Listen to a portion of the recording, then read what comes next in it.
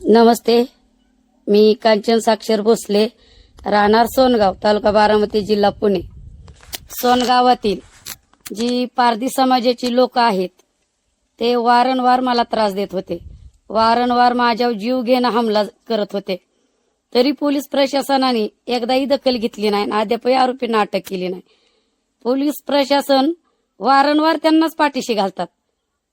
आजपर्यंत कधी सोनगावाला आले नाहीत, कधी त्यांनी रेड टाकली नाही, कधी आरोपींना त्यांनी समजून सांगण्याचा प्रयत्न केला नाही.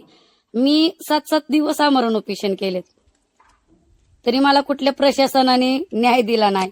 आणि आज दुर्दैव म्हणायचं या महाराष्ट्राचं की ज्या स्मगलर करतील आशांच्या बायका, आया, त्यांची नातलग आणि काय पत्रकार कुठले बाळासाहेब आंबेडकर साहेबांचे.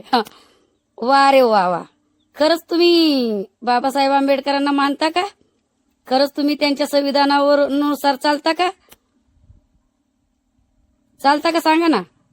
तुम्ही माझ्या विरुद्ध बातमी देताय ना, त्याच्या आधी तुम्ही बघा ना की कुणाला मारले, जीवे मारण्याचा प्रयत्न केलाय, माझं रेकॉर्ड बघा.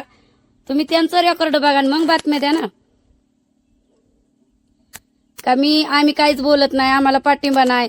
हो, माझा नवरा, मी सांगते स्पष्ट, माझा नवरा मासे मारतो. मासेमारीचा धंदा आहे आमचा आणि आम्ही मासेमारीचा धंदा करतो. हे दिसत असेल तुम्हाला. आमच्या खानदानीनं सवय नाही चोऱ्या मारायची, एखाद्याला लुटायचं, जिथं जायचं तिथं जागरण गोंधळ करतो म्हणायचं, त्याच गावातल्या मोठ्या मोठ्या चोऱ्या करून यायच्या. 16-16 लाख रुपये तुमच्याकडून आलं कुठनं? मधी मयूर भोसलेला पकडलं LCB वाल्यांनी. 16-16 लाख रुपये रिकव्हरी कुठनं आली?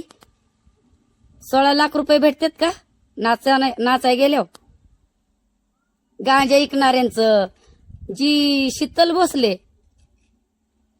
सदस्य आहे सोनगावची, तिचा धंदा काय आहे? गांजा इकणे, तालडी इकणे, दारू इकणे. अशा जणी बसल्यात माझ्या विरोधात तहसीलदार कार्यालयासमोर. पोलीस प्रशासन झोपलं असन आता त्यांना आरोपी दिसत नसतील की का बाबा कांचन भोसलेला म्हणत होती की केस माघारी काढून घ्या. कांचन भोसल्यावर तुम्ही खोट्या केसेस टाकलेत. 376 करायला मी काय नाही, मी गडी आहे का? माझ्याकडे ते पुरावे आहेत. ज्या दिवशी 376 झाला त्या दिवशी मी कोर्टात होते. कोर्टाच्या नकला देखील मी कोर्टात सादर केल्या.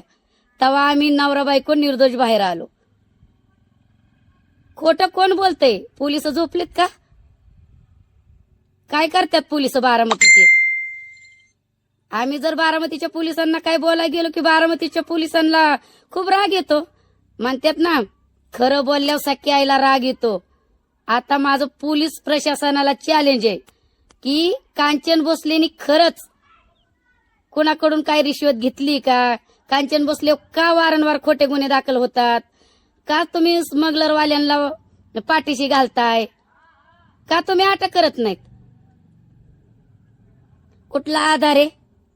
आणि कांचन भोसलेच्या केसमध्ये कुणाला अटक केलं आजपर्यंत?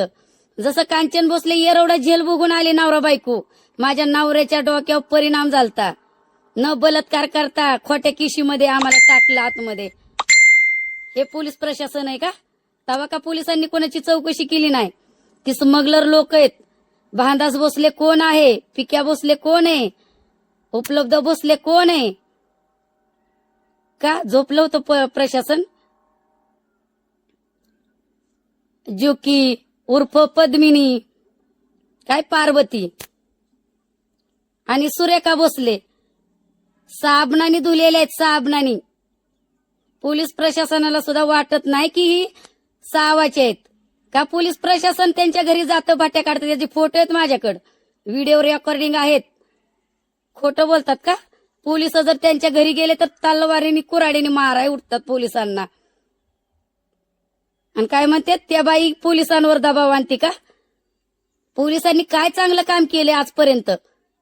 गावातली निम्म्याच्या पुढे पोरं मेल्या दारू पिऊन. एवढ्या पोरांना गांजाचं व्यसन आहे. ह्याच्यासाठी जन्म घेतलाय का? आणि पत्रकार आंबेडकरवादी ना, डॉक्टर बाबासाहेबांनी हे शिकवलं होतं का की व्यसन करून माणसं मारा गावातली? आणि कुणी एखाद्याने जर माया घेतली, त्या गावातल्या बायांचं डोळं पुसले, पाणी पुसलं, तर ते गुन्हेगार झालं का? म्हणून माझ्या जीव घेणं हमला झाला का? का अजून आरोपी अटक नाही? पोलिसांना माहित नाही आरोपी कुठे आहेत ते? आता उपेशनला बसलेत, त्यांना का अटक करत नाही पोलीस? आता झोपले प्रशासन. मी भेट नाही, मी जगेल तर जनतेसाठी आणि मरेल तर जनतेसाठी. का तर माझं रक्तच आहे. मी ज्या शाळेत शिकली ना, त्या शाळेचंच नाव आहे गुरुदेव दादोजी कोंडदेव. आणि मी छाती ठोकून बोलेन, असे भलेही गावाच्या विकासासाठी कुर्बान झालेत आणि मीही कुर्बान व्हायला तयार आहे. पण तुमच्यासारखं गोरगरिबांचं लुबडून चोऱ्या दरोडं मारायचं आणि तुपानी काय म्हणा, आता तोंडाला लय भारी येतं माझ्या. पण माझ्या समाजाच्या लोकांना आणि खरंच शिवरायांची धरती, माझ्या बापाची, माझ्या भीम आंबेडकरांची, मला आणि सगळ्यात महत्वाचं माझ्या सावित्रीबाई फुलेंची मी कदर करते. मी त्यांचा मान ठेवते. माझ्या अहिल्यादेवीचा मी मान ठेवते आणि ह्या समाजासाठी जगेल किंवा मी मरेल. पण तुम्ही लोकांना आणि पोलीस प्रशासनाला जोपर्यंत मला न्याय मिळत नाही तोपर्यंत मी गप्प बसणार नाही. मला इथं न्याय पाहिजे.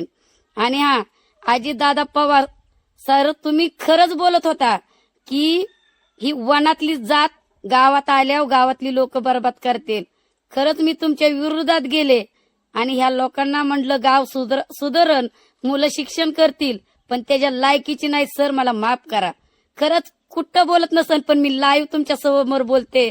खरंच अजितदादांचा निर्णय एक नंबर होता. पण मी तिथं म्हणलं की दादा, पारधी समाज आहे, आता गावात येणार नाही तर केव्हा येणार? त्यांची मुलं शिकतील, पण शिकण्याची ह्यांची लायकीच नाही. कुणी बी म्हणतं की अजितदादा असं आहे, अजितदादा तसं आहे. हो, मी पण अजितदादांवर गुन्हा दाखल केला. का तर अजितदादाचं माझं काही वैर नाहीये. FIR मध्ये दादांचं नाव आहे, FIR मध्ये गणेश बिरादर सरांचं नाव आहे, म्हणून मी गुन्हा दाखल केलाय. का अजितदादा मला भांडाया घरी नव्हते आले, त्यांचं नाव त्यांच्याच लोकांनी घेतलं आणि हे पण हेच लोकांनी घ्यायला लावलंय. जे गांजा विकतात ना, उपलब्ध भोसले, शीतल भोसले, स्वदेश भोसले, अनिकेत भोसले, निविजन भोसले, दरोडेखोर, शिवा काळे कुठे गेलेत? किती जणांची लिस्ट देऊ? पोलिसांना माहित नाही? ह्यांची लिस्ट काढा ना. तसं माझं बी काढा. मी कुणापासून काय घेतलंय का? पोलीस प्रशासन तर न्याय करणार आहे ना. तहसीलदार साहेब आणि प्रांत साहेबांना बारामतीच्या माझी कळकळून विनंती, काय आहे ना ते योग्य ती कारवाई करा. मी जर दोषी ठरले तर मी जेलमध्ये जायला तयार आहे. आणि ह्याच्यात पोलीस प्रशासन आणि हे आरोपी जर दोषी असतील तर ह्यांचं सगळं रेकॉर्ड चेक करून कायद्याने ह्यांच्यावर बी कारवाई व्हावी.